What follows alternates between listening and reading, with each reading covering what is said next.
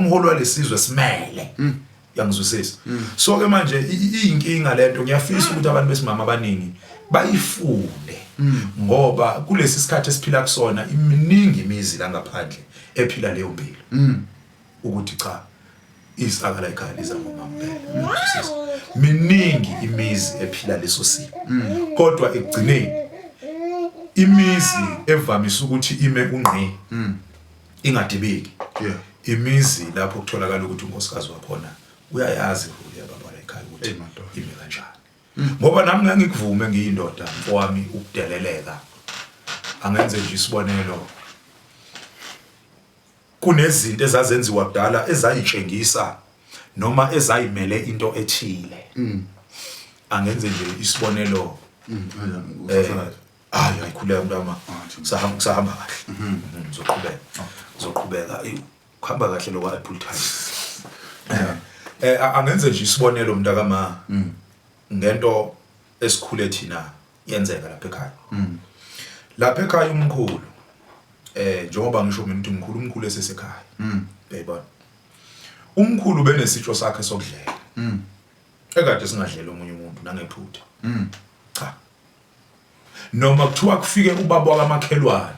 bengeke abekelwe isitsha sikamkhulu kuthiwa abadle bobabili hayi cha umkhulu unesitsha sakhe sokudla esakhe yangizwisisa uthi ke omunye leyo nto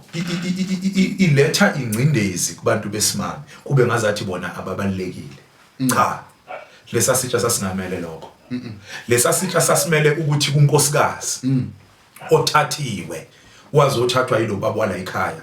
lo nkosikazi uma ngabe engena ngalawa amagate usuke ephethe ukudla kababa wala ekhaya ukudla kwabantu abadala manje basebusuku ngoba ngeke udlele phandle udlele ekameleni yebo phela udla kwasebusuku madoda so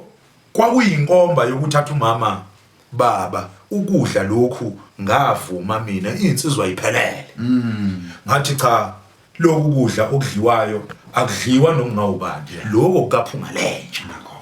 yangizwisisa yimi loyo bafowethu isiZulu sikunandi ayikhona mfowethu awungayisimnandi isiZulu nangu mama ungikhumbuza lenkulumo ethi kunabantu besifazana abakhubazekile manje abafisa ukuthi mayezogana uphunga lenje afica uphunga lenje nemoto afica uphunga lenje ne10 pairs ecathula afica uphunga lenje nomuzi nombhede